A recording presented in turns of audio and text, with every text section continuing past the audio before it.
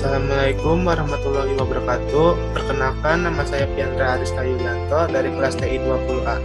Saya di sini akan mempresentasikan hasil presentasi saya, yaitu materinya metode grafik dan metode simplex linear. Metode grafik, apakah ada yang sudah tahu? Metode grafik adalah salah satu cara yang dapat digunakan untuk memecahkan masalah optimalisasi dalam programasi linear. Pemecahan persoalan program linear dengan metode grafik ini dibagi menjadi 3 kasus, yaitu yang pertama kasus maksimisasi, yang kedua kasus minimisasi, dan yang ketiga kasus-kasus khusus. Yang pertama kasus maksimisasi, yaitu kasus pemecahan persoalan PL yang bertujuan mencari seluruh kemungkinan pemecahan yang memberikan nilai objektif maksimum. Contohnya fungsi pembatas P bahan 4x1 tambah 2x2 kurang dari 60. Lalu penjahitan 2x1 ditambah 4x2 kurang dari 48. X1 X2 lebih dari 0. Yang kedua ada kasus minimisasi, kasus pemecahan permasalahan program linear yang bertujuan seluruh kemungkinan pemecahan yang memberikan nilai objektif minimum. Contohnya, seorang petani modern menghadapi suatu persoalan sebagai berikut. Setiap sapi peliharaan agar supaya sehat terus diberi makan yang mengandung paling sedikit 27, 21, dan 30 satuan unsur nutrisi jenis AB, dan C setiap harinya. 2 jenis makanan M1 dan M2 diberikan kepada peliharaan tersebut. 1 gram makanan jenis M1 mengandung unsur nutrisi A, B, dan C masing-masing sebesar 3, 1, dan 1 satuan. Sedangkan 1 gram makanan jenis M2 mengandung unsur nutrisi A, B, dan C masing-masing 1, 1, dan 2 satuan. Harga 1 gram M1 dan M2 masing-masing sebesar 40.000 dan 20.000. Petani tersebut harus memutuskan apakah membeli satu jenis makanan saja atau kedua-duanya kemudian mencampurnya. Tujuan adalah agar jumlah pengeluaran petani tersebut minimum. Nah, di sini ada tabelnya. Nah, kesimpulan dari tabel ini titik yang pertama titik 0, Z0 sama dengan 0. Yang titik A-nya ZA sama dengan 40.000 dalam kurung 0 ditambah 20.000 dalam kurung 27 sama dengan 540.000. Yang titik B ada ZB sama dengan 40.000 dalam kurung 3 ditambah 20.000 dalam kurung 18 sama dengan 480.000. Yang titik C nya ada ZC sama dengan 40.000 dalam kurung 12 ditambah 20.000 dalam kurung 12 sama dengan 660.000. Yang titik D ada ZD sama dengan 40.000 dalam kurung 30 ditambah 20.000 dalam kurung 0 sama dengan 1.200.000. Jadi pengeluaran petani yang minimum jika membeli makanan sapi A sama dengan 3 satuan dan makanan sapi B 12 satuan dengan Z-min sama dengan 480.000. Yang ketiga ada kasus-kasus khusus. Beberapa kasus khusus selain kasus maksimisasi dan minimisasi adalah kasus solusi optimum ganda dan tidak memiliki solusi yang layak. Contohnya, solusi optimum ganda. Fungsi tujuan maksimumkan Z sama dengan 4x1 ditambah 4x2. Fungsi pembatas x1 tambah 2x2 kurang dari 10. X1 tambah 6x2 kurang dari 36. X1 kurang dari 4. X1 tambah X2 lebih dari 0.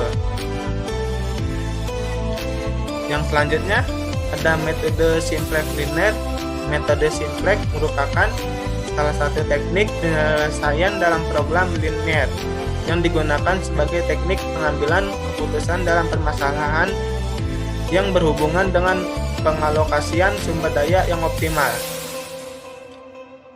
Contoh soalnya, PT Unilever bermaksud membuat dua jenis sabun, yakni sabun bubuk dan sabun batang.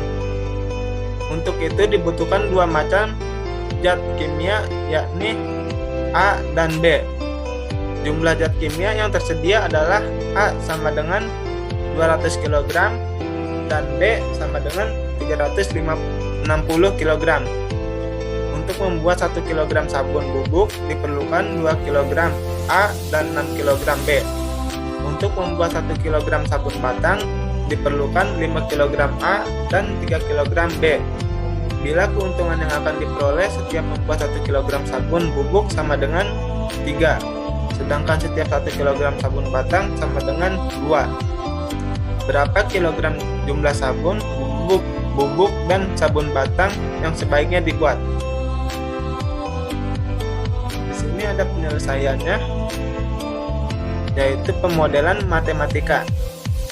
Maksimumkan Z sama dengan 3x1 tambah 2x2. Pembatas 2x1 tambah 5x2 sama dengan 200. Lalu 6x1 tambah 3x1 sama dengan 360. Persamaan tujuan Z negatif 3x1 kurang 2x2 sama dengan 0 baris 0. Persamaan kendala 2x1 tambah 5x2 tambah A1 sama dengan 200 baris 1. 6x1 tambah 3x2 tambah A2 sama dengan 360 baris A. Untuk mengarahkan artifisial variabel menjadi 0, suatu biaya yang besar ditempatkan pada A1, A2, dan A3, sehingga fungsi tujuannya menjadi Z sama dengan 3x1 kurang 2x2 tambah MA1 tambah MA2. Nah, di sini ada contoh tabelnya kayak gini. Nah, dari tabel di atas kita ketahui bahwa semua PFS belum optimal. Hal ini dikarenakan belum seluruhnya NBV mempunyai koefisien yang berharga positif. Oleh karena itu, untuk X2 terpilih sebagai entry variabel karena X2 memiliki nilai koefisien negatif A1 menjadi living variable. Dan yang akan menjadi pivot adalah baris 1 karena memiliki rasio paling kecil. Nah, di sini ada langkah-langkah error literasi pertama.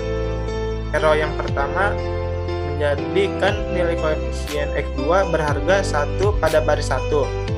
0,4x2 tambah x2 tambah 0,2 A1 sama dengan 40. Lalu ada yang error 2-nya menjadikan nilai koefisien 2 x2 berharga 0 pada baris 0.